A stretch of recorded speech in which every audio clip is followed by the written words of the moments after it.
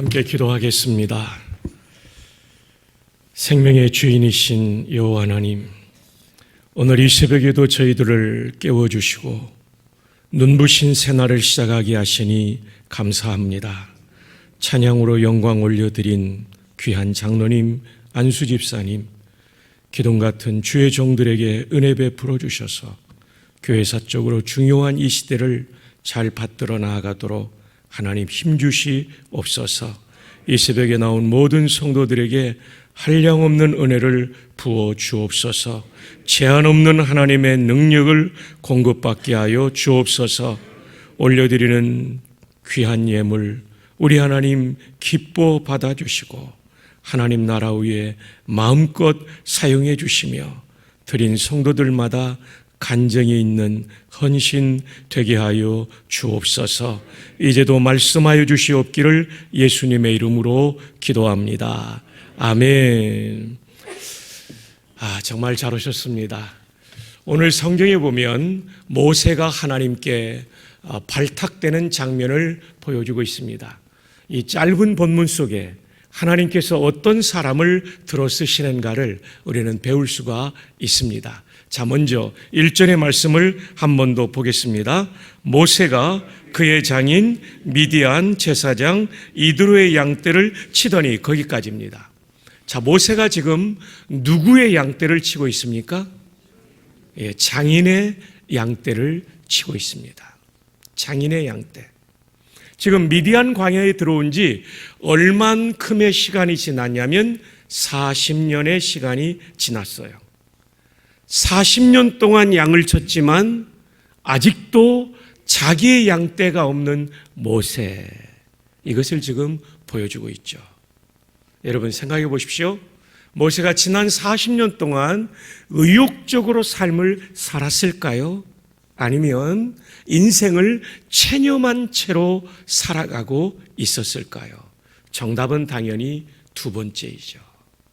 의욕적으로 살았던 한 인물을 우리는 기억하고 있습니다. 야곱이라는 인물입니다. 야곱은 모세보다도 절반의 시간밖에 안 되는 20년 동안 장인의 양떼를 쳤습니다. 근데 창세기에 보면 그는 두 떼나 거두었다. 정확하게 이 두 떼가 얼만큼인지는 모르겠지만 수백 마리, 수천 마리. 형 에서에게 이 짐승들을 나누어 준 것을 보면 예물로 형에게 그 분노의 마음을 풀기 위해서 보냈던 짐승의 숫자를 보면 적지 않은 우양떼를 거느렸던 것이죠. 20년 동안 두 떼를 이룬 야곱에 비하면 얼마나 대조적인 삶입니까? 40년 동안 장인의 양떼를 쳤지만 아직도 장인의 양떼를 치고 있는 모세. 여기서 우리는 무엇을 배웁니까? 우리는 삶의 의욕을 가진 사람만 하나님께서 쓰시는 줄 아는데 그게 아닙니다. 삶의 의욕을 잃어버리고 인생의 침체의 골짜기를 걸어가는 사람도 하나님이 얼마든지 주권적으로 찾아와 주시고 쓰실 수 있다는 사실을 믿으시기를 바랍니다. 오늘 우리 어린 자녀들이, 청소년 자녀들이 함께 나와서 너무나도 기쁩니다. 오늘 이 말씀은 어쩌면 우리 모두를 위한 말씀이지만 어쩌면 바로 저 다음 세대를 위한 말씀이에요. 우리의 다음 세대를 볼 때 삶의 의욕도 없고 우울한 감정에 사로잡혀 있는 자녀라 할지라도 우리 하나님께서 주권적으로 찾아가 만나주시면 그들도 쓰임받게 될 줄 믿습니다. 우리의 가장 큰 제목은 오늘 이 새벽 기도하신 장로님의 기도처럼 하나님을 만나는 것인데, 하나님 한 번 만나면 인생이 바뀌어지는데 주여 오늘 우리의 아들과 딸을 만나 주시옵소서. 이 자리에 나온 아들과 딸뿐만 아니라 비록 이 자리에 나오지 못한 아들과 딸이라 할지라도 우리가 두 손을 우리의 가슴에 얹고 마치 그 아들과 딸, 손자, 손녀를 품에 안은 듯이 기도할 때 모세를 찾아가 주신 하나님이 오늘 우리의 아들과 딸, 손자, 손녀를 찾아가 주실 줄로 믿습니다. 1절을 통해 우리는 그것을 배울 수가 있는 것이죠. 자, 그 다음 2절로 가보십시다. 2절 다 함께요. 시작.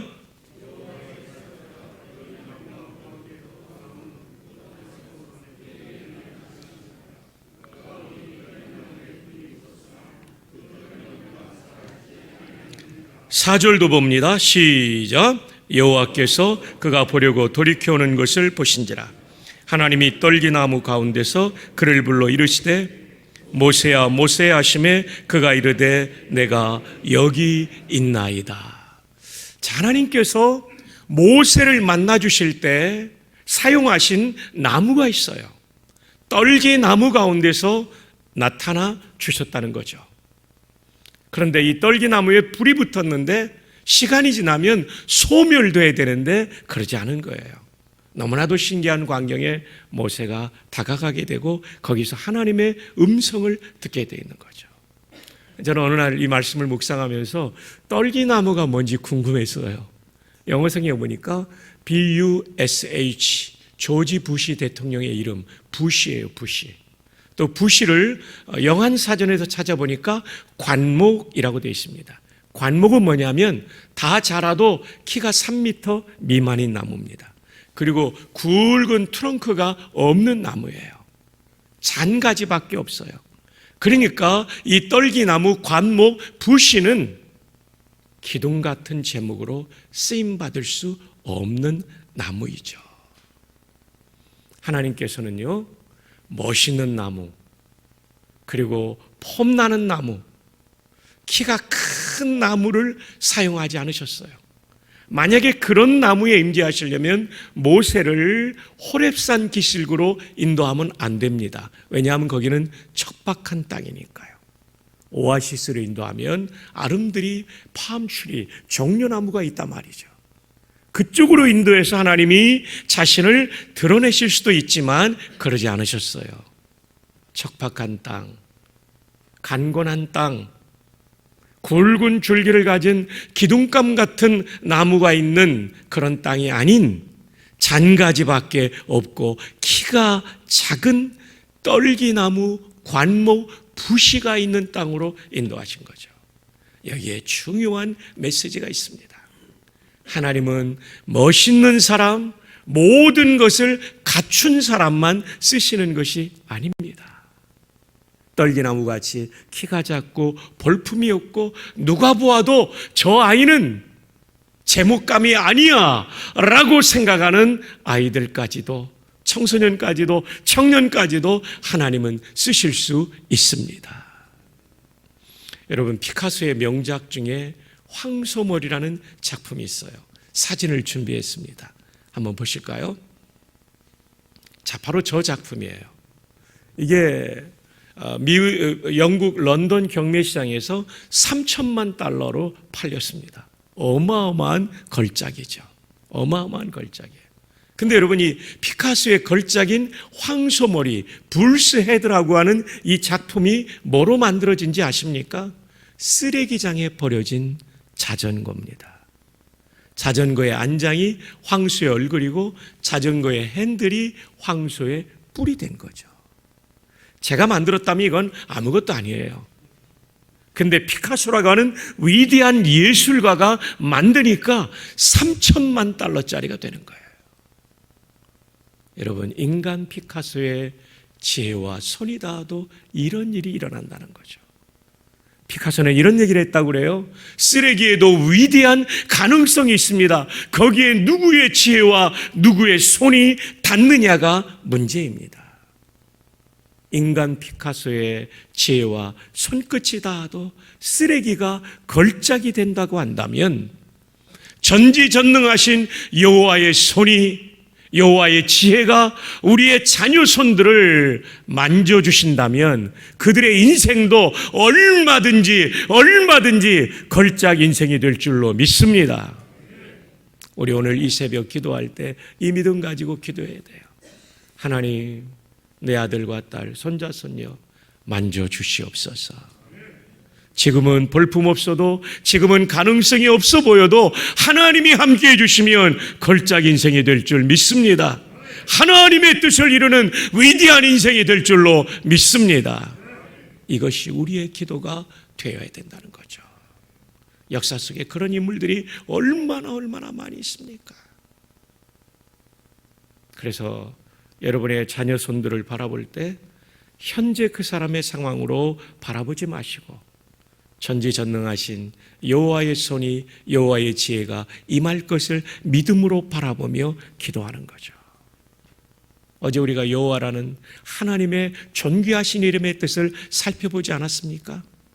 절대적이신 분, 그리고 생명을 주시는 분, 모순이 없는 분, 변함이 없는 분, 영원하신 분, 그분이 바로 여호와이세요.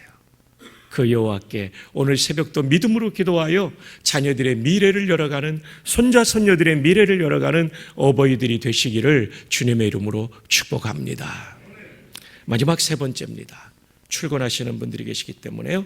5절 말씀 함께 보겠습니다. 두 개가 더 남아있네요. 자, 5절 다 함께요. 시작. 하나님이 이르시되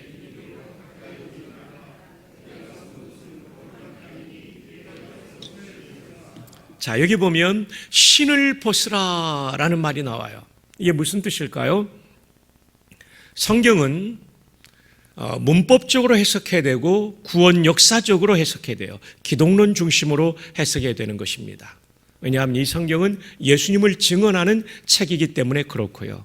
또 하나님의 통치라는 관점에서 하나님 나라로 해석해야 되고, 하나님은 언약하시고 성취하시기 때문에 언약신학적으로 해석해야 됩니다. 그 중에 한 가지를 더한다면 역사 문화적인 해석을 해야 됩니다. 모세가 살던 시대의 문화 속에 이 말씀을 주신 것입니다.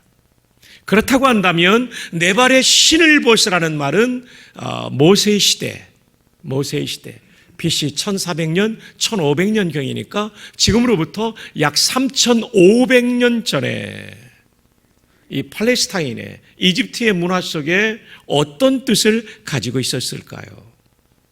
신을 벗는다는 얘기는 종이 되라는 뜻을 가지고 있습니다. 자유인들은 신을 신고 살았지만 종들은 신을 벗고 맨발로 살았던 것이 그 시대 그 지역의 문화입니다. 어떤 분은 신을 벗으라고 하니까 냄새나는 신을 벗으라고 하는데, 여러분 신 벗으면 냄새 더 납니다. 우리 군에서 전투화 신고 있을 때 내무실에서 전투화 벗으면 그 냄새가 더 심했던 것 기억나죠? 그 뜻이 아니고요. 역사 문화적으로 내 발에 신을 벗으라, 이 뜻은 어떤 뜻이냐면 너는 이제부터 네 뜻대로 살지 말고 내 뜻대로 살아라. 내 종이 되어라.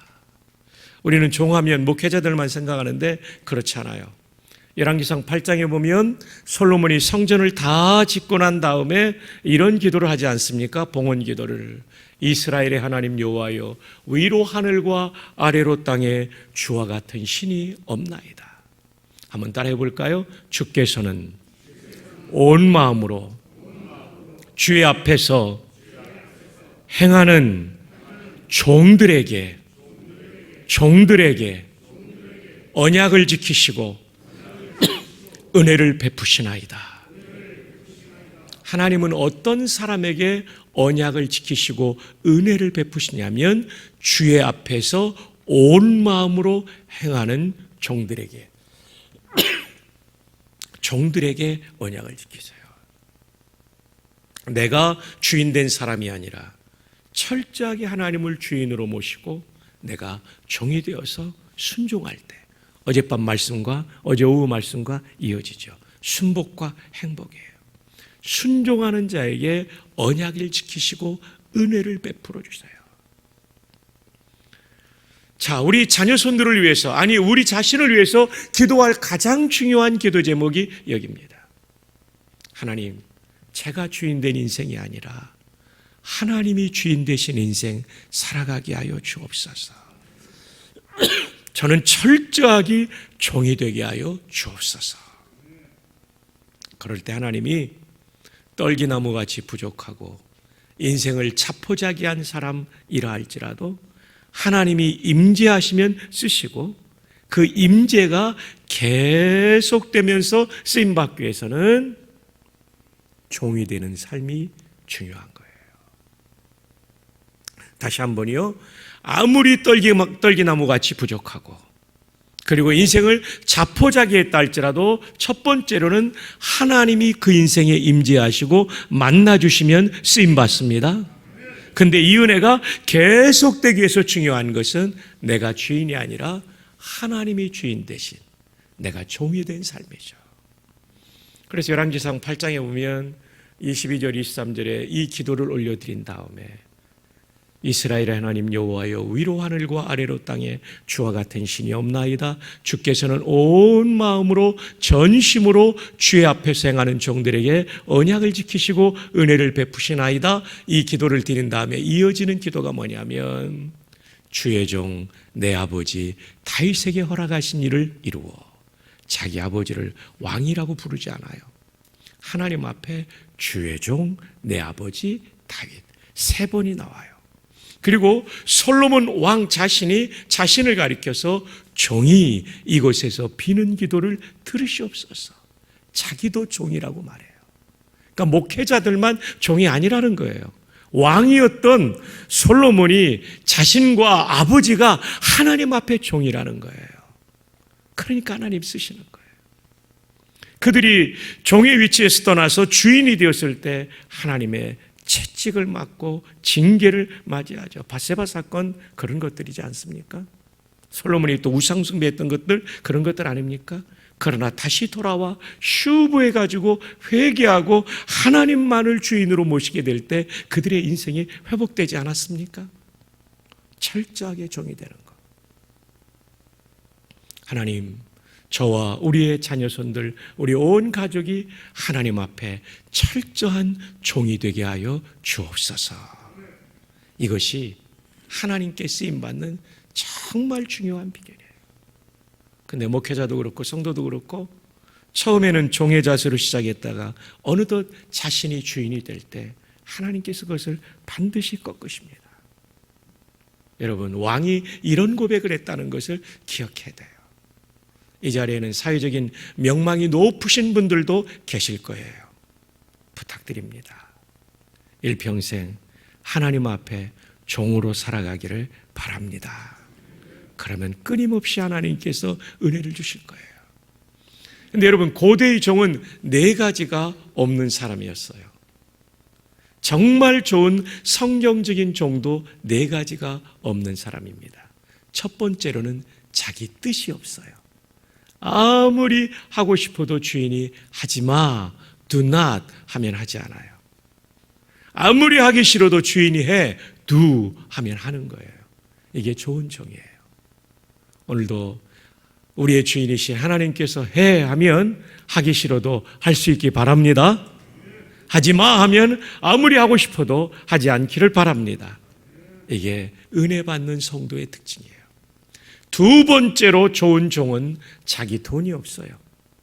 아무리 많은 캐시를 가지고 있다 할지라도 항상 주인의 눈치를 살피며 주인의 결제를 받으며 주인의 앞에서 결산받을 것을 생각하며 돈을 쓰는 거죠. 여러분의 은행 계좌에 있는 돈과 여러분의 재산과 그리고 여러분이 지금 가지고 있는 캐시를 여러분 마음대로 쓰지 마십시오. 주님이 원하시는 데 쓰시고 주께서 내 인생의 마지막에 결산한 날이 있다는 것을 생각하면서 쓰십시오. 그분이 좋은 종, 좋은 성도예요. 세 번째로 좋은 종은 자기 자녀가 없어요. 자녀가 내 뜻을 이루는 자녀가 아니라 주인이신 하나님의 뜻을 이루는 자녀가 되도록 기도하고 가르치는 사람이죠. 너의 인생은 너의 것이 아니다. 하나님의 것이다. 너를 이 땅에 보내신 하나님의 뜻이 있어. 그 뜻을 이루는 게 네 인생의 목표가 되어야 돼. 이것은 꼭 목사가 되라는 얘기가 아니라는 거 여러분 다 아시죠? 어떤 직업을 가지든지 그 직업이 목표가 아니라 그 직업을 통하여 오직 하나님께 영광, 하나님의 뜻을 이루는 데 쓰임받아야 되는 거죠. 여러분, 아주 고든 맥도널드 목사님의 아주 좋은 명조가 있지 않습니까? 내면 세계의 질서와 영적 성장이라는 책입니다. 이 책은 사람을 두 종류로 분류하고 있죠. 이 책의 가장 핵심적인 내용은 이거예요. 내면 세계에 질서가 있는 사람이 영적 성장한 사람인데, 그 질서가 뭡니까? 하나님을 주인으로 모시고 내가 종이 되어 사는 삶이 내면 세계에 질서가 있는 사람이고 영적 성장을 이룬 사람이죠. 아주 책 제목도 명료해요. 좋은 책은요, 내용을 한 손에 꽉 잡게 해주죠. 그러면 내면 세계에 질서가 있고 영적 성장을 이룬 성도의 특징이 뭡니까? 그 특징은 바로 이것입니다. Called people이에요. 부름받은 소명 따라 살아가는 인생. 이 사람은 세상적으로 성공할 수도 있고 그리 아니할 수도 있습니다. 그런데 인생의 황혼역이 되면 하나님과의 관계, 대신 관계가 원만합니다. 그리고 사람과의 관계, 대인 관계도 원만합니다. 그 사람 주변에는 친구가 있고 가족들이 그 사람을 좋아합니다.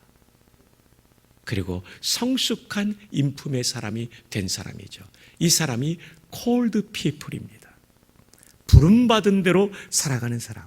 하나님의 주권을 존중하며 주인 되신 하나님의 뜻을 따라 살아가는 인생. 인생이 황혼이 될 때 더 원숙하고 복된 인생이죠. 반대의 인생은 driven people이에요. 끌려다니는 인생으로 번역됐을 거예요. 여러분, 우리가 차를 몰고 갈 때 드라이브 한다고 그러잖아요. 내가 몰고 가는 거예요. 근데 이게 과거 분사형이니까 수동의 뜻이 있는 거죠. 내가 몰고 가는 것 같아요. 내 야망을 추구해요. 내 인생의 어떤 꿈을 추구해요. 내가 그것을 몰고 가는 것 같아요. 근데 사실은 내가 그 야망에 끌려다니는 비참한 인생이 되는 거예요. 이 사람은 세상적인 많은 성공을 거둘 수도 있고 그렇게 아니 될 수도 있어요. 근데 이 드리번 피플, 끌려다니는 인생의 특징은 뭐냐면 하나님과의 관계가 다 깨져요. 대신 관계가. 하나님을 쫓아간 게 아니거든요. 하나님의 뜻을 쫓아간 게 아니거든요. 내 야망, 욕심을 쫓아갔기 때문에 당연히 하나님과의 관계가 깨지죠. 인생의 황혼역이 되었을 때 너무나 인생이 공허해지는 거예요. 뿐만 아니라 야망과 욕심을 쫓아가다 보면 주변 관계가 다 깨집니다. 가족들과의 관계, 친구 관계 다 깨지죠. 대인 관계도 깨져서 인생의 황혼역이 되었을 때 너무나도 외롭고 쓸쓸하고 마음을 나눌 수 있는 사람이 한 명도 없는 비참한 인생을 살 수 있다는 것입니다. 세상적인 성공을 거두었다 할지라도. 주 안에 사랑하는 성도 여러분, 우리 모두는 야망을 쫓아가는 인생이 아니라 하나님께서 주신 소명을 쫓아가는 인생이 되기를 바랍니다. 세상적인 성공이 아니라 소명을 따라갔다가 한다면 세상의 눈으로 볼 때 성공했던, 그렇지 않았던 하나님이 볼 때 그 사람의 인생은 성공한 것입니다. 대신관계와 대인관계가 풍성한 여러분이 될 수 있기를 주님의 이름으로 축복합니다. 그 삶은 언제 이루어집니까? 내 발에서 신을 벗으라. Take your sandals off. 내 발에서 신을 벗으라. 매 순간 하나님이 원하시는 것이 무엇일까? 매 순간 하나님이 기뻐하시는 것이 무엇일까? 하루하루를 살아도 내 꿈을 이루는 삶이 아니라 하나님의 꿈을 이루는 삶을 사는 거죠. 그러면 그 인생은 하나님이 쓰시는 인생이 되는 것입니다. 자, 이제 마지막으로 5절을 한 번 더 읽고 45분 안에 마치도록 하겠습니다. 6분 안에 마치겠습니다. 출근하는 분들이 계시기 때문에요.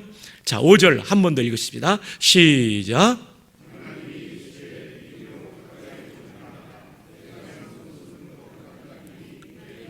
내가 선 곳은 거룩한 땅이니. 자, 오늘 말씀을 정리해 보죠. 아무리 침체된 인생, 아무리 떨기나무같이 부족한 인생도 하나님의 임재, 하나님 만나면 쓰임받아요. 아멘.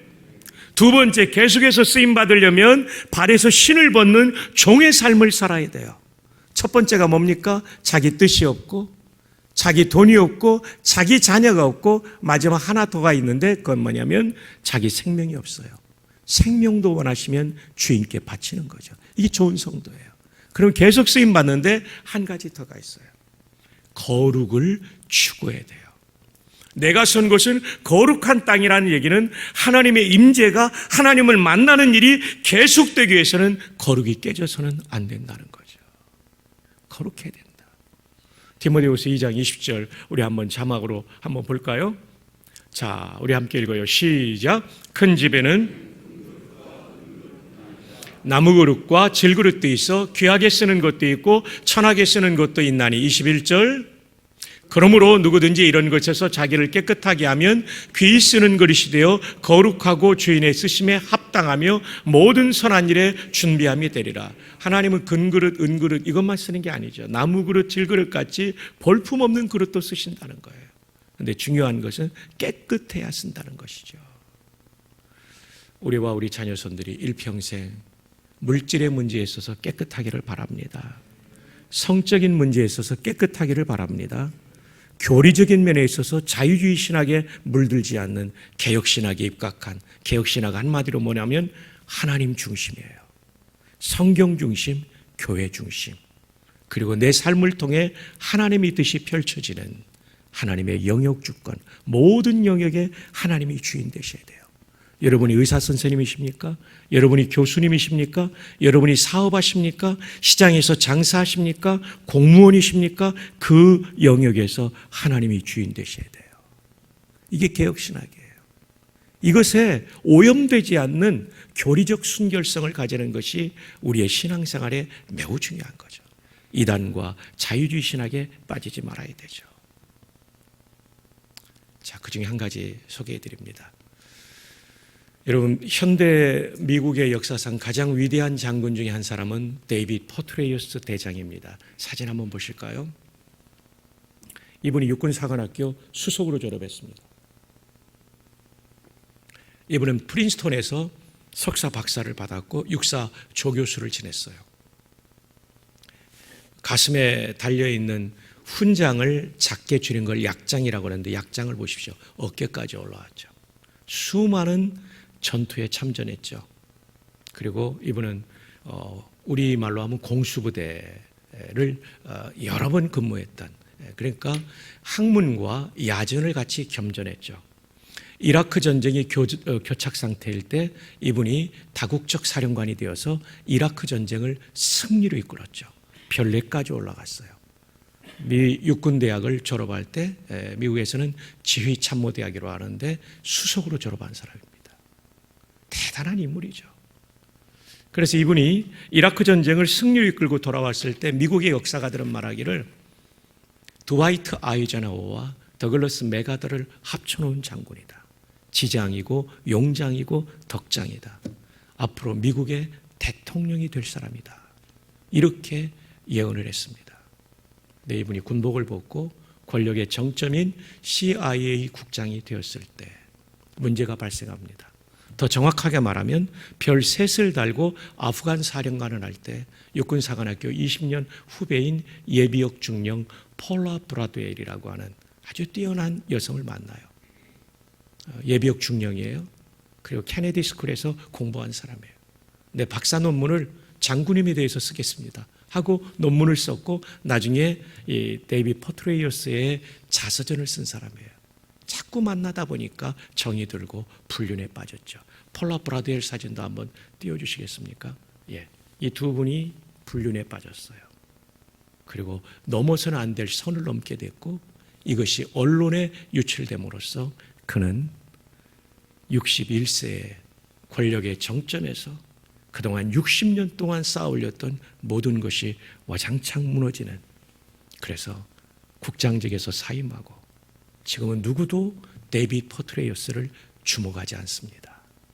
왜냐하면 거룩을 잃어버렸기 때문입니다. 오늘 우리 세대는 정말 힘든 시대입니다. 눈으로 보는 것, 들려오는 것이 우리를 성적으로 타락시킬 뿐만 아니라 인격적으로 타락시키는 것이 너무나도 많습니다. 우리의 기도 제목, 하나님, 우리와 우리의 자녀손들이 거룩하게 하옵소서. 그래서 일생을 쓰임받게 하옵소서. 말씀을 맺습니다. 하나님이 쓰시는 사람, 침체에 빠진 사람도 하나님 만나주시면 쓰십니다. 떨기나무같이 볼품없어도 하나님 만나주시면 쓰십니다. 그런데 계속 쓰임 받으려면 종의 삶을 살아야 되고 거룩을 추구해야 됩니다. 이것이 우리의 삶이요 우리의 기도가 되기를 주님의 이름으로 축복합니다. 기도하겠습니다. 이 시간 제가 축복 기도한 이후에 바로 이어서 말씀 붙잡고 기도하시고 자녀들이 옆에 나왔다면 머리에 손을 얹고 부모님들이 안수기도 해주세요. 그리고 나오지 못한 자녀들, 손자, 손녀들은 이렇게 두 손으로 가슴을 안고 그 아이들의 이름을 불러가면서 우리가 기도하는 새벽 되기를 바랍니다. 오늘 저녁에도 우리 자녀 손들 많이 데리고 나오세요. 내일 새벽도 마찬가지입니다. 축복합니다.